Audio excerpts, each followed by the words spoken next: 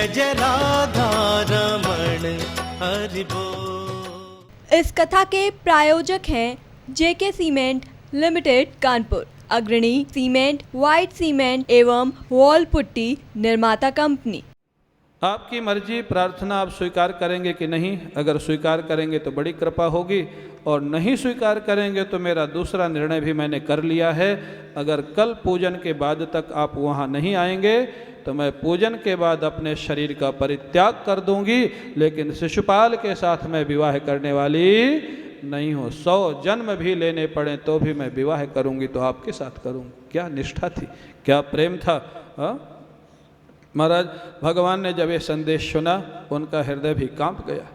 ब्राह्मण से कहा, मेरे को पहले भी रुक्मिणी की कुछ सूचनाएं मिलती थी और मैं चिंतित हो जाता था, कैसी बेवकूफ़ी उसके साथ हो रही है, नासमझी हो रही है। मेरे को कभी कभी नींद नहीं आती उसकी चिंता में। ब्राह्मण देवता बड़े बुद्धिमान थे। बोले, प्रभु एक निवेदन करूं? बोले हाँ। बोले, आपको नींद तो आती नहीं रुक्मिणी की चिंता में? बोले हाँ, आज तो बिल्कुल नहीं आएगी, तुमने ऐसी सूचना दी है। तो हम लोगों के पास समय बहुत कम है प्रभु, जब आपको नींद आती ही नहीं, सोना ही नहीं, तो रात्रि में ही क्यों न चल पड़े। हाँ समय खराब करने से फ़ायदा क्या। ऐसा संदेशवाहक बुद्धिमान होना चाहिए। रात्रि में 10 बजे रथ को तैयार किया, सारथी को लिया, ब्राह्मण को बैठाला, श्री कृष्ण चल पड़े। किसी से कोई सलाह नहीं लिया, किसी को साथ नहीं रखा, दृढ़ निश्चय हो गया, फिर ज़्यादा सलाह नहीं करना चाहिए। अब महाराज चल पड़े। प्रातःकाल 4 बजे पहुँच गए विदर्भ। इधर बलराम जी को 11 बजे पता लगा, उन्होंने सारी सेना साथ में ली। जानते थे वहाँ युद्ध होगा, दुष्ट इकट्ठे, सारी सेना साथ में लेके वो भी चल पड़े। वो भी 5 बजे पहुँच गए विदर्भ। इधर 6 बज गया, सूर्योदय हो रहा था। रुक्मिणी जी अत्यंत व्याकुल है, ब्राह्मण देवता आए नहीं, संदेश आया नहीं, पता नहीं क्या होगा, शायद आज मेरे जीवन का अंतिम दिन होगा। तब तक उसके वाम अंग फड़कने लग गए। उसको लगा कोई अच्छा समाचार मिलने वाला है। ब्राह्मण देवता आते हुए दिखाई दिए। ब्राह्मण देवता को प्रणाम किया, क्या संदेश लाए हैं प्रभु? बोले, संदेश नहीं लाया, द्वारिकाधीश को ही ले आया हूँ। हाँ, तुम्हारे लिए इतनी प्रसन्न हुई रुक्मिणी, हाँ, उनके आनंद की सीमा नहीं। अब महाराज प्रातःकाल 8 बजे वो गौरी पूजा के लिए गई। गौरी पूजा के बाद गौरी जी से प्रार्थना की, माँ इतने दिन मैंने आपका पूजन किया, एक ही वरदान दे दीजिए, भूयात पतिर में भगवान कृष्ण, भगवान कृष्ण मेरे को पति के रूप में प्राप्त हो जाए। गौरी माँ ने आशीर्वाद दिया। बड़ी भारी सुरक्षा लगी हुई थी रुक्मिणी जी की सुरक्षा के लिए, क्योंकि शिशुपाल को पता लग गया था कृष्ण आ गए।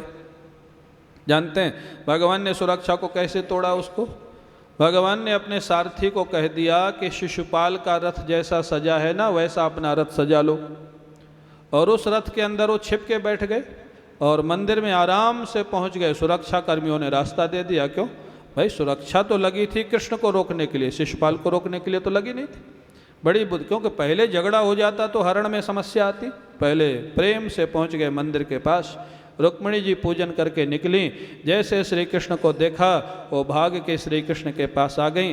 श्री कृष्ण ने रुक्मिणी जी का हाथ अपने हाथ में लिया, हाथ पकड़ करके रथ में बैठा लिया और रथ को बड़े प्रेम से ले चले। बोलिए रुक्मिणी हरण भगवान की, रुक्मिणी हरण भगवान की, रुक्मिणी हरण भगवान की। बड़े प्रेम से, जैसे गीदड़ों के मध्य से सिंह अपने हिस्से को लेके आराम से जाता है। हाँ, बहुत जोर भागे नहीं, जो लेकर भाग पड़े, आराम से जा रहे हैं। और शिशुपाल ने कहा, जाओ जाओ जाओ। जितने चंडाल चौकड़ी इकट्ठी थी वहाँ दुष्टों की, जरासंध, पौंड्रक, शाल्व, हाँ, जितने दुष्ट थे, दंतवक्त्र, सब इकट्ठे थे। हाँ, क्योंकि दुष्टों का साथी दुष्ट और सज्जन का साथी सज्जन। शिशुपाल के साथ सारी दुष्ट मंडली इकट्ठी थी। सब भगवान कृष्ण से झगड़ा करने के लिए चल पड़ी। बलराम जी ने सबको मार मार के भगा दिया। अंत में रुक्मी, जो रुक्मिणी जी का भाई है, वो महाराज प्रतिज्ञा करके चला, अपनी बहन को छुड़ा के नहीं लाऊंगा तो वापस लौट के नगर में प्रवेश नहीं करूंगा। रथ में बैठ करके चल पड़ा।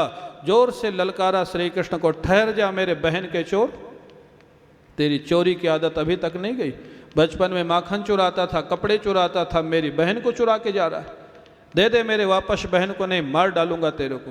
भगवान कृष्ण बोले, पास में आओ फिर बात करते। भयंकर युद्ध हुआ। उसके रथ को तोड़ दिया, धनुष को तोड़ दिया, बाल पकड़ लिए, तलवार निकाली मारने के लिए। दुष्ट कहीं का। अपनी एक बहन है तुम्हारे 5 भाइयों के बीच में, उसका भविष्य खराब करने जा रहे हो? तुमको शर्म नहीं आ रही? तुम बहन का विवाह किसके साथ करने जा रहे हो? मार डालूंगा तुमको। रुक्मिणी जी ने रोका, प्रभु मेरे विवाह के समय मेरे बड़े भाई की हत्या होगी तो बड़ा अपशकुन होगा, कम से कम अभी मत मारिए इसको। मतलब बाद में होगा तो कोई बात नहीं, अभी विवाह के समय तो मत मारिए। हाँ, भगवान ने कहा ठीक है, समझ गए। उसके बाल काट दिए, दुपट्टे से उसके हाथ पैर बांध दिए, रस्सी से रथ के पीछे डाल दिया, ले चले रथ में। बलराम जी पीछे से आए, कन्हैया ये रुक्मी को बांध के क्यों ले जा रहे हो, कहाँ ले जा रहे हो, इसको छोड़ दो, भाग जा, भगा दो इसको।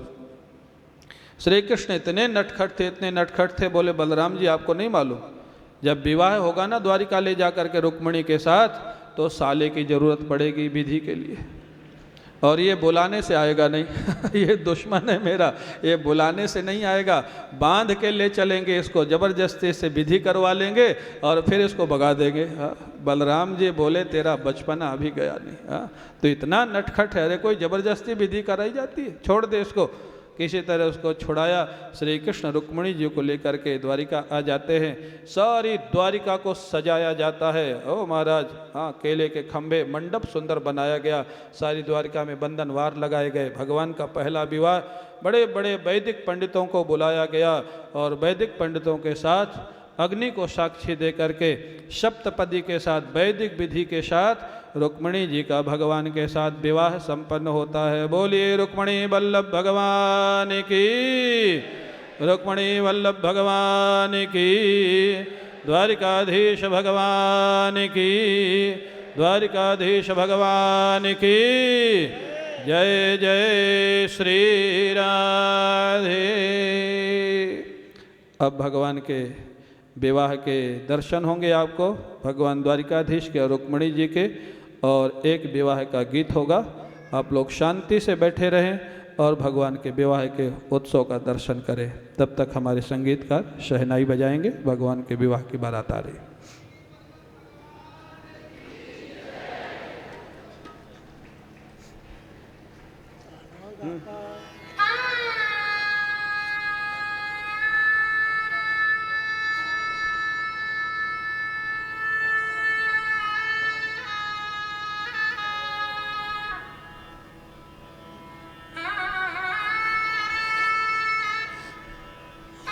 आप लोग जोर से ताली बजाओ ठाकुर जी के लिए।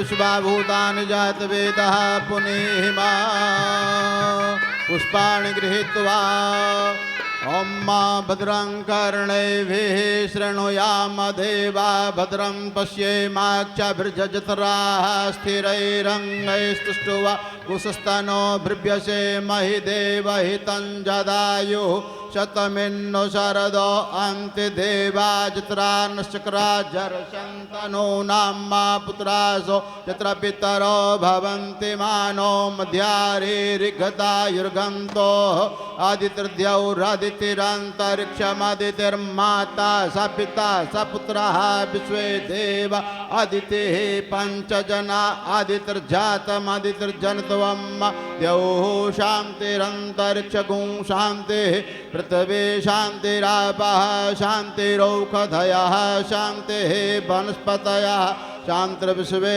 देवाः शान्तिर्ब्रह्म शान्तिः सर्वगुं शान्तिः शान्तिरेव शान्तिः श्यामा शान्तिरेधि ॐ पुष्पाणि गृहीत्वा ॐ मा इदं विष्णुर्विचक्रमे त्रेधानि दधे पदं मा समूढमस्य पाग्मुसुरेष्वा श्रीश्च ते लक्ष्मीश्च पत्न्या बहुरात्रे पार्श्वे नक्षत्रा रूपमस्मिनौ व्यातं मा ईशनन्निघाडा मुम्ब इखाडा सर्वलोकं मयेखाडा भगवते श्री रुक्मिणी वल्लभाय नमः।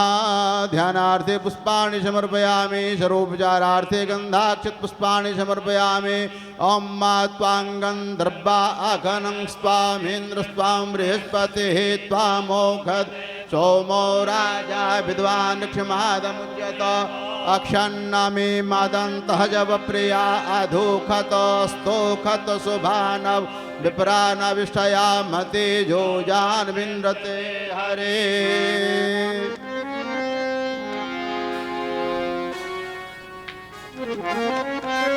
हिरण्यगर्भः समवर्तताग्रे भूतस्य जातः पतिरेकया सदाधार पृथ्वी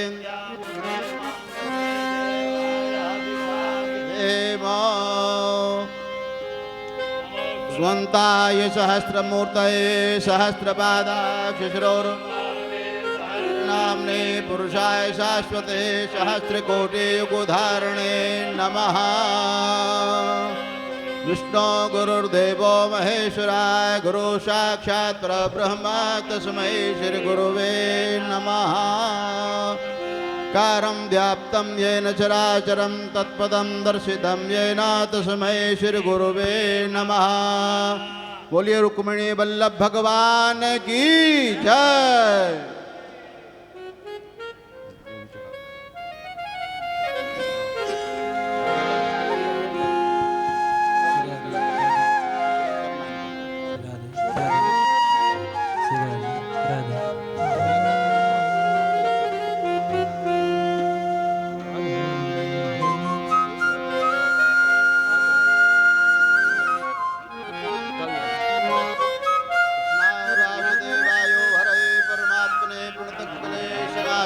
गोविंदाय नमो नमः।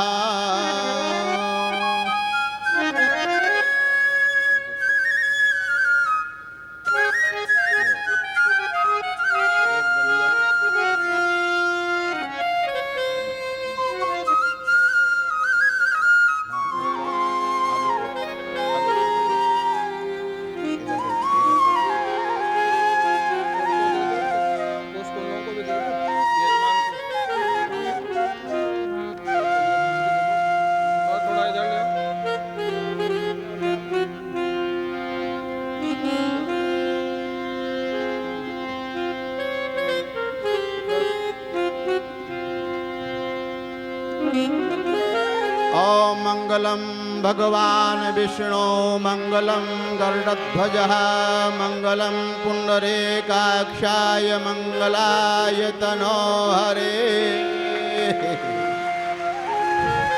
ओम भद्रं कर्णैभिः शृणुयाम देवा भद्रं पश्येमाक्षभिर्जजत्राः क्षीरैरङ्गैस्तुष्टुवाग्गुंसस्तानो मृभ्यसेमहि देवहितञ्जदायो। बोलिए रुक्मिणी वल्लभ भगवान की जय। बोले द्वारिकाधीश भगवान की। बड़ी सुंदर जोड़ी है ठाकुर जी की, द्वारिकाधीश भगवान और रुक्मणी जी की। लेकिन यहाँ भी ठाकुर जी ने जयमाला पहले ही पहना दिया। श्री कृष्ण भगवान को विवाह करना बहुत अच्छा लगता था।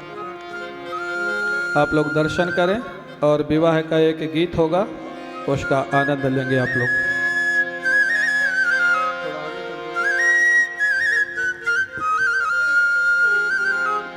ऐसी बर को क्या बरे जो जल में और मर जाए। बरिए गिरधर लाल को जन्म सुफल हुए जाए। आओ मेरी सखियों मुझे मेहंदी लगा दो। आओ मेरी सखियों मुझे मेहंदी लगा दो। मेहंदी लगा दो मुझे सुंदर सजा दो। लगा दो मुझे सुंदर सजा दो। मुझे श्याम सुंदर की दुल्हन बना दो। मुझे श्याम सुंदर की दुल्हन बना दो। मुझे श्याम सुंदर की दुल्हन बना दो। मुझे श्याम सुंदर की दुल्हन बना दो। सत्संग में मेरी बातें चलाई। सत्संग में मेरी बातें चलाई।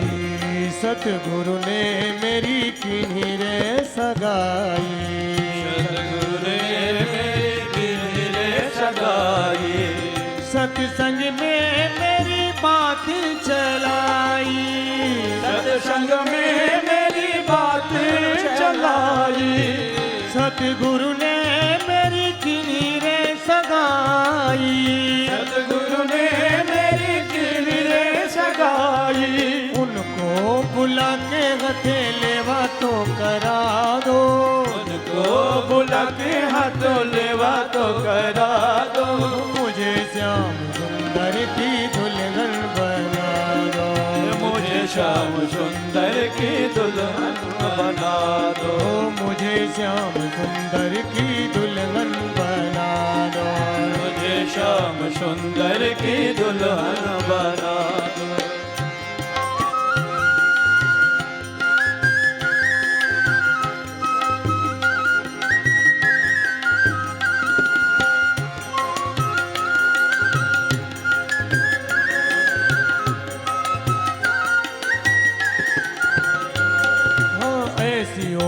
चुनरी जो रंग नहीं छूटे। ऐसे बनो चुनरी जो रंग नहीं छूटे। प्रीति का धागा कबहू ना टूटे। प्रीति का धागा कबहू ना टूटे। आज मेरी मोतियों से मांग भरा दो। आज मेरी मोतियों से मांग भरा दो। मुझे श्याम सुंदर की दुल्हन बना दो। मुझे श्याम सुंदर की दुल्हन बना दो। मुझे श्याम सुंदर की दुल्हन बना दो। मुझे श्याम सुंदर की दुल्हन बना दो। आओ मेरी सखियों मुझे मेहंदी लगा दो। आओ मेरी सखियों मुझे मेहंदी लगा दो। मेहंदी लगा दो मुझे सुंदर सजा दो।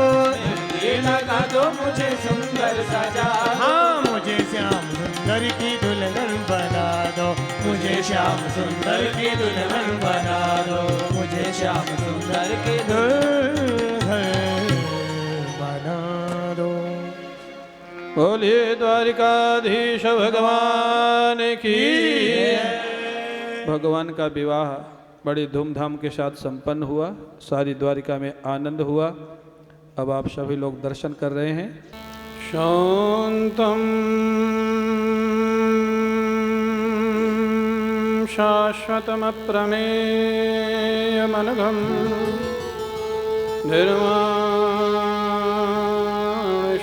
निर्वाणशान्तिप्रदं ब्रह्माशम्भफणीन्द्रसेव्यमनिशं वेदान्तवेद्यं विभुं रामाख्यं जगदीश्वरं सर्वगुरुं मायामनुष्यं हरिं वन्देऽहं करुणाकरं रघुवरं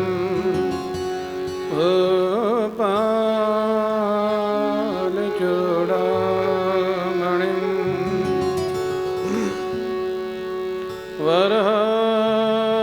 वरपीडं नटवरवपुः कर्णयो कर्णिकारं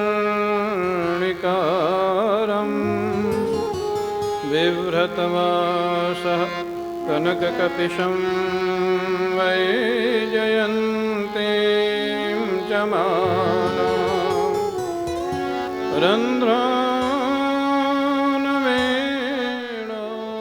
रन्ध्रानवेणोरधरसुधया पूरयन् गोपवृन्दैः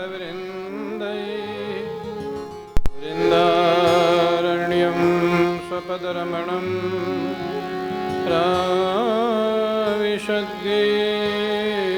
प्राविशद्गीतकीर्तिः सच्चिदानन्दरूपाय विश्वोत्पत्त्यादिहेतवे तापत्रयविनाशाय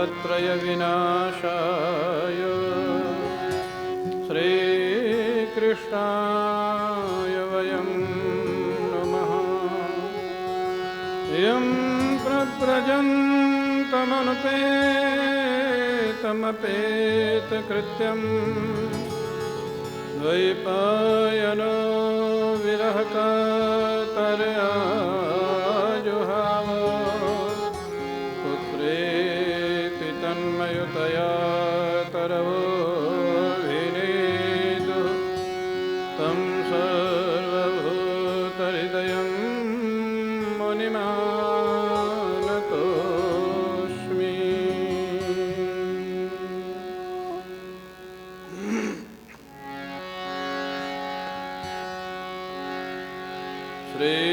श्रीकृष्ण गोविन्द हरे मुरारे,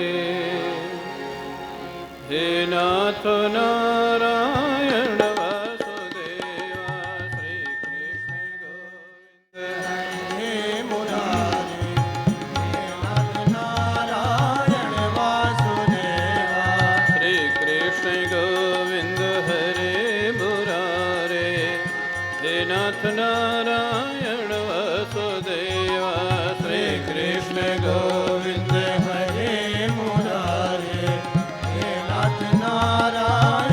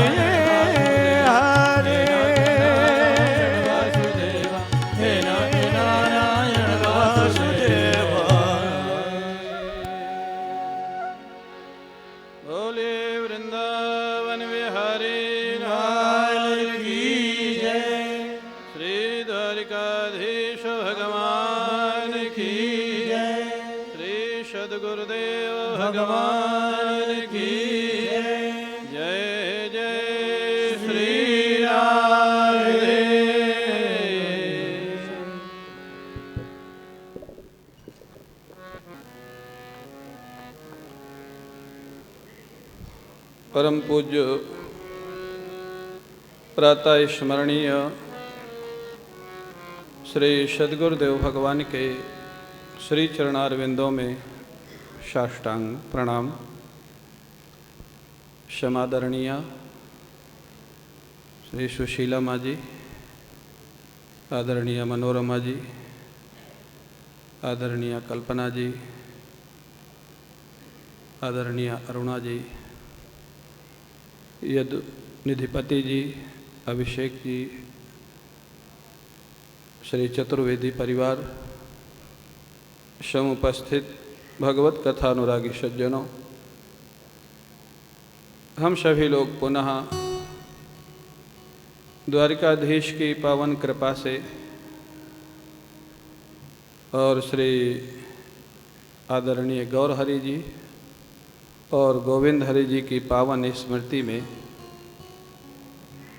आज भागवत कथा का विश्राम दिवस है। जैसा उनका जीवन था, सबका भला करना, समाज की सेवा करना, ठाकुर जी की सेवा करना और उसी के उनके से सत्कर्म का परिणाम है कि आयोजन उनकी स्मृति में बहुत ही सुंदर ढंग से आज 7वां दिन है और आयोजक परिवार में स्वयं इतना उत्साह है और उनके जो व्यवस्थापक हैं श्री अनिल जी अग्रवाल, श्री TN अग्रवाल, खन्ना जी और भी बहुत सारे जितने सभी लोग लगे हुए हैं, सब लोगों ने बहुत सुंदर व्यवस्था की है और उत्साहपूर्वक किया है और प्रत्येक क्षण का हम लोगों ने पूरा लाभ लिया है और अनेक अच्छी बातें देखने को सुनने को मिली। जैसे प्रारंभ में हमारे आदरणीय मनोरमा जी को थोड़ा सा चिंता थी कि बच्चे बैठेंगे नहीं बैठेंगे, सुनेंगे नहीं सुनेंगे, और बच्चों ने, आप लोगों ने देखा कि पूजा में भी पूरा बैठे और कथा में भी बैठे ही नहीं, सुना। और आज तो आप लोगों ने देखा कि अभिषेक श्रोता के साथ साथ वक्ता भी बन गया। आज तो सुनाया ना, मैं तो चाहता था और थोड़ा सुनाते, लेकिन वो संक्षेप कर दिया। क्यों, थोड़ा बाद में बोलोगे? नहीं। तो एक चल, और मेरे को बताया अभिषेक ने और वर्षा ने कि आपके फ्रेंड सर्कल में बहुत लोग हैं ही, होते ही हैं, तो जिसको भी कार्ड वगैरह भेजा तो उन लोगों ने कहा कि देखो भाई, बुरा मत मानना, लेकिन कथा वगैरह में हमारा कोई ज़्यादा इंटरेस्ट नहीं है, तो हम एक आध दिन आ जाएंगे। लेकिन आपने बताया कि जो भी एक दिन आया वो फिर आया और लोगों को ले करके आया। तो और स्वाभाविक है, हमारे गुरुदेव पूज्य स्वामी अखंडानंद जी महाराज कहते थे, सतयुग में, त्रेता में, द्वापर में भगवान ने अवतार लेकर के बहुत सारी लीलाएं की, कथाएं हुई। वो खाली सुनाने से कोई ज़्यादा लाभ नहीं होगा। उन कथाओं का हमारे जीवन से क्या संबंध है, हमारे जीवन से क्या लिंक है, और आज के समय में उन कथाओं से हम क्या सीख सकते हैं और कैसे सुख शांति के रास्ते में आगे बढ़ सकते हैं। तो अगर वो बातें बताई जाएं तो आज की जो जनरेशन है, जिसको हम लोग युवा पीढ़ी बोलते हैं या यंग जनरेशन बोलते हैं, उनमें मैं एक गुण भी देखता हूँ कि वो स्पष्टवादी हैं। अगर उनको समझ में नहीं आएगा तो सीधे मना कर देंगे, और अगर वो कन्विंस हो गए कि ये बात अच्छी है तो उनके जैसा फॉलो करने वाला भी कोई जल्दी मिलेगा नहीं।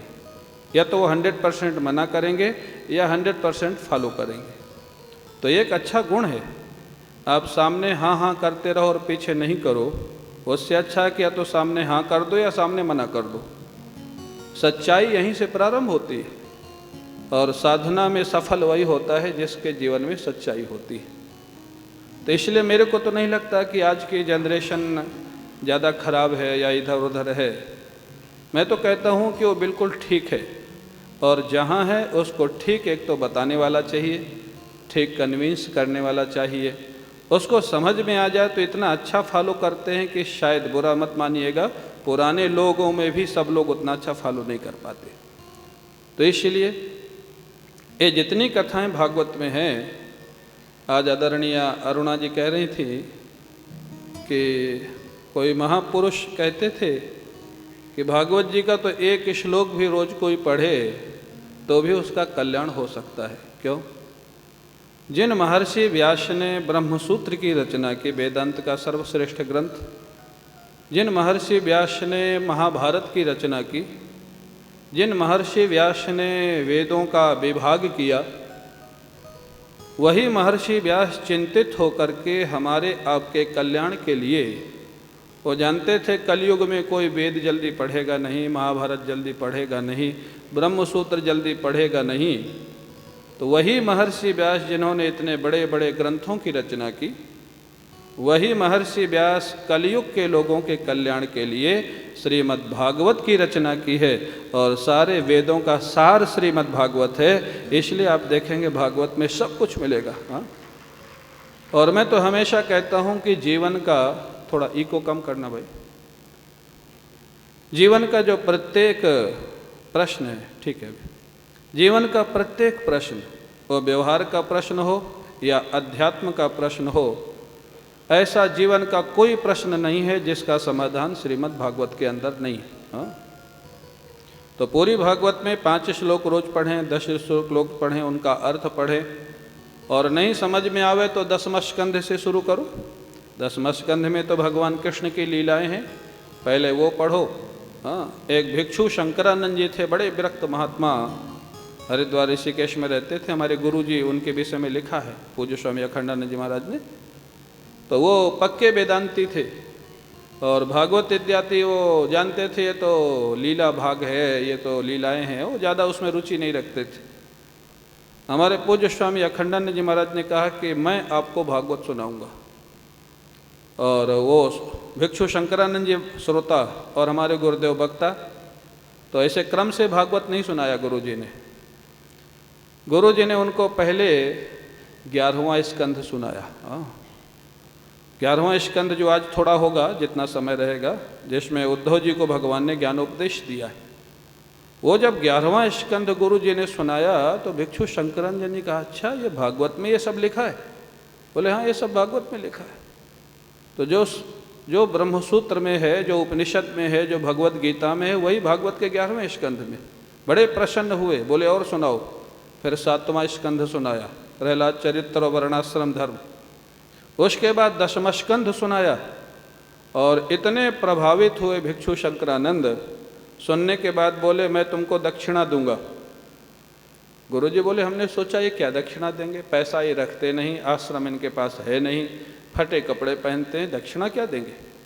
बोले नहीं, मैं तुमको दक्षिणा दूंगा, क्योंकि भागवत सुनने के बाद दक्षिणा देना आवश्यक होता है। बोले एकांत में ले गए और बोले आज के बाद तुम कभी अपने को जीव मत मानना, तुम साक्षात नारायण हो, बिना नारायण के इतनी सुंदर कथा कोई नहीं सुना सकता है। और हमारे गुरुजी कहते थे कि देखो उनकी कृपा, उनका आशीर्वाद। उस दिन के बाद हमारे गुरुजी कहते थे पूज्य स्वामी अखंडानंद जी महाराज कि उस दिन के बाद कभी मेरे को जीव भाव का अनुभव हुआ ही नहीं। हाँ, परमात्मा से एकत्व की ही अनुभूति हो रही है। हाँ, वो उनके आशीर्वाद का फल था। तो अभिप्राय, तो आपसे भी कुछ दक्षिणा तो ली जाएगी, देंगे आप लोग? कम लोग बोल रहे हैं देंगे ना? तो आपसे दक्षिणा यही ली जाएगी कि 5 श्लोक भागवत का 10वां स्कंद से आप शुरू करो, अगर शुरू से नहीं पढ़ना है। भागवत का 10वां स्कंद 5 श्लोक रोज पढ़ें, और 1 माला भगवान के नाम के या मंत्र की। अगर आपने दीक्षा ले रखी है तो गुरु मंत्र का जप करो, और नहीं ले रखी है तो भगवान के नाम का जप करो। तो 5 श्लोक भागवत का पढ़ना और 1 माला जपना, ये हमारे भागवत सुनने की दक्षिणा है। हाँ, देंगे आप लोग? तो ये आपको देना है, हाँ, और ये आपको नियम से करना है। क्यों अभिषेक? यजमान से तो शुरू करेंगे ना। अभिषेक सोचे अच्छा पकड़े गए हमने। तो 1 माला रोज भगवान का नाम और 5 श्लोक भागवत के, दशम स्कंद से शुरू करो। और हमारे पहले आयोजक परिवार ने हामी भरी है। क्यों भाई? आप लोग तो सब करते ही हैं, जिन पर हमारा थोड़ा प्रश्न था उन्हीं को हमने पूछा पहले। वो करेंगे और आप लोग भी करेंगे, क्योंकि व्यासासन से जो दक्षिणा कही जाती है वो देना ही होता है। तो महाराज ये भागवत का तभी साफल्य है। हाँ, 7 दिन हम लोगों ने आनंद लिया और आप देखेंगे समाज में सब कुछ वही हो रहा है जो पहले हो रहा था, लेकिन इन 7 दिनों में ऐसा लगा नहीं कि हम उसी समाज में हैं। हाँ, इन 7 दिनों में लाजपत भवन में आने के बाद लगता था कि आप लोग कानपुर में हैं? लगता था? नहीं लगता था ना। हाँ, ऐसा लगता था जैसे ब्रज में बैठे हैं, ठाकुर की कथा हो रही है और उसका आनंद ले रहे। तो अगर 7 दिन में केवल सुनने से इतना रस आ सकता है, तो जब हम नित्य प्रति थोड़ा ठाकुर का चिंतन करेंगे, स्मरण करेंगे, ध्यान करेंगे, तो 7 दिन नहीं हमेशा हमेशा हमको ठाकुर की अनुभूति होने लग जाएगी और हमारे जीवन का लक्ष्य पूरा होगा, हमारा कल्याण होगा। तो इसलिए ये मैं कह रहा था कि जिनकी स्मृति में ये कथा हुई उनका जीवन इतना सुंदर था, इसलिए कार्यक्रम इतना सफल हुआ। क्योंकि स्वाभाविक होता है कि कार्यक्रम बड़ा है, गर्मी का मौसम है, सब लोगों को सुविधा असुविधा, सब वृद्ध हैं, बच्चे हैं, सब कुछ स्वस्थ हैं, कुछ नहीं भी स्वस्थ हैं, तो सब बिल्कुल ठीक ठाक चले। इतने बड़े कार्यक्रम में बिना ठाकुर जी की कृपा के संभव नहीं होता है। प्रयास अपना और कृपा ठाकुर जी की। तो इसलिए सब कुछ सुंदर चला, क्योंकि उनका जीवन अच्छा था। लोगों के लिए सोचना, ठाकुर जी के लिए सोचना। आज ही मैं देख रहा था मंदिर में, श्री राधा कृष्ण मंदिर, जिसको हम जेके मंदिर के नाम से जानते हैं, वर्षा जी ने दिखाया एक एक कार्विंग जो पत्थर में है वो कलर नहीं है, उसी कलर का पत्थर है। हाँ, जैसे जैसे वस्त्र ठाकुर जी के, और उसके बाद भी उसमें स्टोन लगे हुए। वो सारी कार्विंग तो पहले मैंने देखी थी, लेकिन स्टोन भी लगे हैं, ये मेरा ध्यान नहीं गया था। आज देखा कितना मनोयोग से वो काम किया गया होगा, कितने प्रेम से वो काम किया गया होगा। आज उसको देख करके अनुमान लगता है। ते सब उसी का परिणाम है जो आज सब कुछ इतना अच्छे ढंग से, प्रेम से और आनंद पूर्वक संपन्न होने जा रहा है। तो आज हम लोग संक्षेप में जितना समय है उतनी कथाओं की चर्चा करेंगे, क्योंकि 6 दिन से लक्ष्य एक ही है, कथाएं बदल बदल के उसी बात को समझाया जाता है। कथाएं अनेक हैं, लक्ष्य एक ही है कि हमको जीवन में अच्छे काम करना है, ठाकुर जी का भजन करना है। और अगर हम ऋषि परंपरा माने या भागवत के सूत्र माने, तो मैंने शायद पहले भी बताया होगा कि हमको 24 घंटे को कैसे डिवाइड करना चाहिए।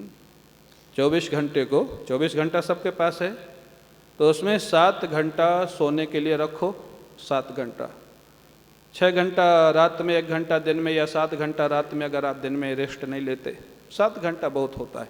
अगर आपकी नींद अच्छी है, आपका स्वास्थ्य अच्छा है, 7 घंटे से ज़्यादा नींद प्रायः, बच्चों को छोड़ के, बच्चों की बात अलग है। 3 घंटा स्नान और भोजन के लिए रखो, 7 और 3 कितना हो गया? 10। और 10 घंटा व्यापार के लिए रखो।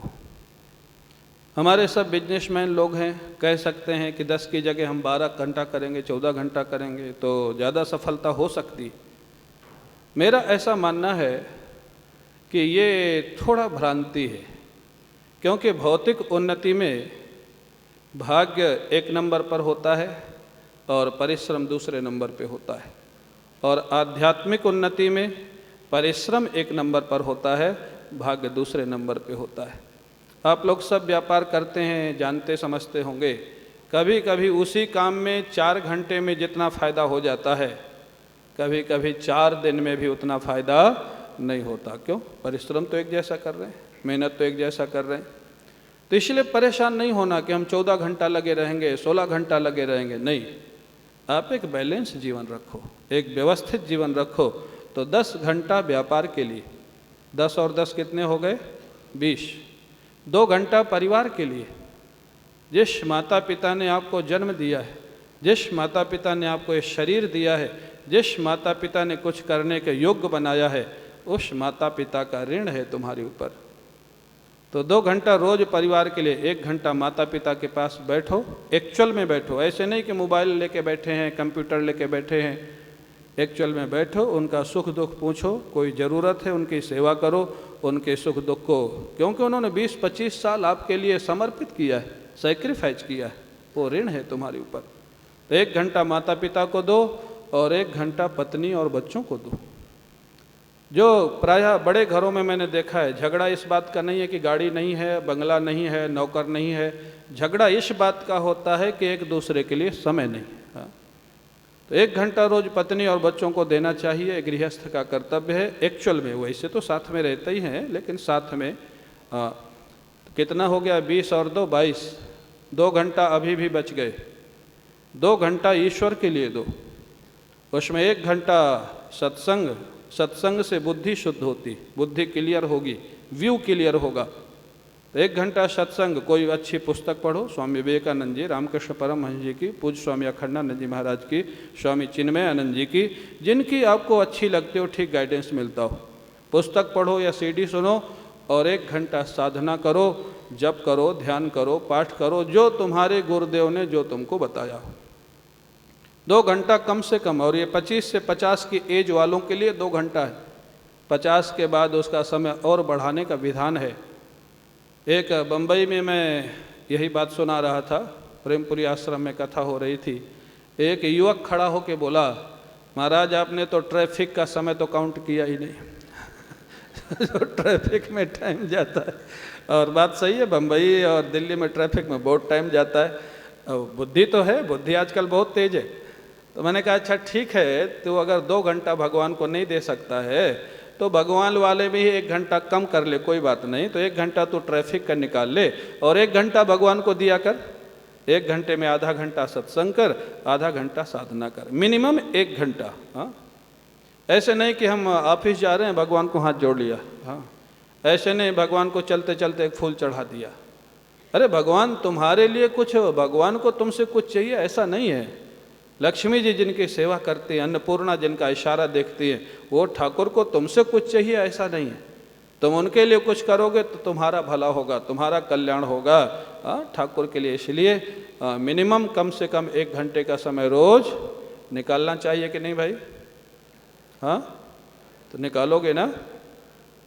हाथ उठाओ, कौन कौन निकालेगा? अभिषेक तुम हाथ नहीं उठा रहे हो।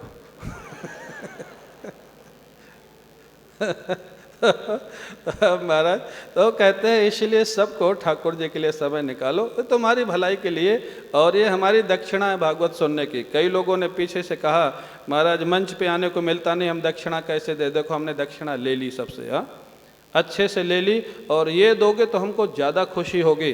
जो तुम देना चाहते हो किसी अच्छे काम में लगा देना, वो भी दक्षिणा हो जाएगी। हाँ, तो इसीलिए आप लोग ठाकुर जी का भजन करें। जितना समाज सुखी होगा, जितना अपने में खुश होगा, उतनी सुख शांति बढ़ेगी जीवन में। इसलिए तो उन दोनों जिनकी स्मृति में कथा हो रही है, जो मेरे बहुत ही प्रेमी थे, स्नेही थे, श्री गौर हरि जी और श्री गोविंद हरि जी की, वो तो ठाकुर जी के पास हैं, इसमें कोई संदेह नहीं। और ठाकुर जी के पास रह करके भी यहाँ ऐसा लगता है कि प्रेम से कथा सुन रहे हैं, और तभी इतना सुंदर आयोजन भी हो रहा है और सब लोग उसका अनुभव कर रहे हैं। तो हम लोग पुनः कथा में प्रवेश करें। भगवान श्याम सुंदर का प्रथम विवाह रुक्मिणी जी के साथ हुआ, दूसरा विवाह जाम्बवती, तीसरा सत्यभामा, चौथा कालिंदी, 5वां मित्रबिंदा, 6वां सत्या, 8वां लक्ष्मणा, 7वां लक्ष्मणा, 8वां भद्रा। ये मुख्य 8 पटरानी, और 16,100 विवाह और हुए। 16,100 कन्याओं को भौमासुर नाम का एक दैत्य था द्वापर में, वो राजाओं, बड़ा शक्तिशाली था, राजाओं को उससे जीत करके उनकी कन्याओं को छीन लाता था और जेल में बंद करके रखा था 16,100 कन्याओं को। और जानते हो उसका संकल्प क्या था? उसने संकल्प किया था कि 1,00,000 कन्याएं जब हो जाएंगी तब मैं सबके साथ विवाह करूंगा। भगवान कृष्ण को जब ये समाचार मिला, भगवान कृष्ण ने उस पर आक्रमण कर दिया और उसको मार डाला, उसके बेटे को राजा बना दिया, सभी कन्याओं को जेल से मुक्त किया। कन्याओं से पूछा, तुम लोग अपने अपने माता पिता का पता बताओ, हम तुमको तुम्हारे माता पिता के घर पहुंचा देंगे। कन्याओं ने कहा कि अब हमारे माता पिता अब हमको स्वीकार नहीं करेंगे, क्योंकि इतने साल से इस दुष्ट की जेल में हम बंद हैं। तो भगवान कृष्ण ने दूसरा प्रश्न पूछा कि तो आप ये बता दो कि तुम किससे विवाह करना चाहते हो, हम उसकी व्यवस्था कर दें। सभी कन्याओं ने कहा कि अगर आप हमसे पूछ रहे हैं तो हम सभी तो यही चाहते हैं कि हम सब का विवाह आपके साथ होए। हाँ, 16,100 कन्याएं। भगवान कृष्ण ने 2 मिनट विचार किया, सेना को आदेश दिया, सबको द्वारिका ले चलो। द्वारिका ले आए। द्वारिका में 16,100 पंडित बुलाए गए, 16,100 मंडप बनाए गए, 16,100 कन्याएं बैठी हुई हैं। लेकिन अब 16,100 दूल्हा कहाँ से आवे? भाई कन्याएं तो 16,100 हैं, जानते हैं। ये कथा इसलिए सुनाई जाती है कि इतने विवाह भगवान ही कर सकते हैं, ये भी मानवीय लीला नहीं, ये ईश्वरीय लीला है। 16,100 मंडप, 16,100 कन्या, 16,100 पंडित, और भगवान ने क्या लीला की? बोले 16,100 श्री कृष्ण प्रकट हो गए और एक मुहूर्त में सभी कन्याओं के साथ विवाह किया। हाँ, और किसी को ये पता नहीं लगा कि वहाँ भी श्री कृष्ण बैठे। ये भगवान की भगवत्ता थी। महल बनाए गए, सभी महलों में भगवान कृष्ण सबके साथ रहते, ये भगवती लीला है। कई लोग कहते हैं भगवान ने इतने विवाह किए थे तो हम 2-3 कर लें तो क्या समस्या है? नहीं मानो तो करके देख लेना। हाँ अपने ही समाधान हो जाएगा कि हाँ क्यों फिर बाद में सोचोगे क्यों कर लिए। हाँ, तो इसलिए भगवदीय लीला है। भगवान उतने रूप में सब जगह रहते थे, बड़ा विशाल उनका परिवार हुआ। भगवान कृष्ण को प्रत्येक पटरानी से 10-10 पुत्रों की प्राप्ति हुई। तो कितने पुत्र हो गए? अब तो कैलकुलेटर लगाना पड़ेगा ना 1,60,000 से ऊपर। अब वो संख्या सुनने में लगता है इतने ज़्यादा हुए, लेकिन अगर वैसे इंडिविजुअल देखा जाए तो एक रानी से 10 बेटे हुए, और आपके 1-2 जनरेशन पहले भी माता पिता के 5, 6, 7, 8, 9, 10 तक बच्चे होते थे कि नहीं होते थे? हाँ ना तो बोलो। तो अगर 100 साल पहले भी 8-8, 9-9 बच्चे होते थे, तो अगर 5,000 साल पहले श्री कृष्ण को 10 बच्चे हुए तो कोई आश्चर्य है क्या इसमें? हाँ? अगर मानवीय रूप में भी देखा जाए, क्योंकि प्रत्येक पटरानी के साथ अकेले रहते हैं, अलग अलग महल है, सबके साथ व्यवस्थित रहते हैं। सब बच्चों को संभालना, सबके लिए अलग अलग काम करना, अलग अलग रूप में रहना, ये भगवान की ही भगवत्ता थी। उसी समय महाराज युधिष्ठिर राजसूय यज्ञ करना चाहते थे, भगवान कृष्ण संरक्षण के लिए पहुंच गए। राजसूय यज्ञ का होता है पहला नियम सब राजाओं को जीतना। अब सब राजाओं को तो जीत लिया पांडवों ने, लेकिन एक राजा को कोई नहीं जीत पा रहा था। वो कौन था? कौन था? जरासंध। जरासंध बड़ा शक्तिशाली राजा था। अब महाराज युधिष्ठिर ने कहा प्रभु सबको तो जीत लिया, एक राजा रह गया जरासंध, क्या करें? बोले जो काम तुम नहीं कर सकते हो मैं करूँगा, मैं किस लिए आया हूँ? हाँ, ये भगवान की भगवत्ता। भक्तों की सेवा करना उनका स्वभाव बन जाता है। उन्होंने भीम और अर्जुन को साथ में लेकर के गए। जरासंध का एक नियम था, क्या? वो रोज स्नान के बाद भगवान शिव का अभिषेक करता था, और अभिषेक करने के बाद वो ब्राह्मणों को दान देता था, और अभिषेक के बाद जो वो दान देता था उसका नियम था कोई भी ब्राह्मण कुछ भी मांगेगा वो मना नहीं करेगा, भगवान शिव की प्रसन्नता के लिए। इस कथा के प्रायोजक हैं जेके सीमेंट लिमिटेड कानपुर, अग्रणी सीमेंट, व्हाइट सीमेंट एवं वॉल पुट्टी निर्माता कंपनी।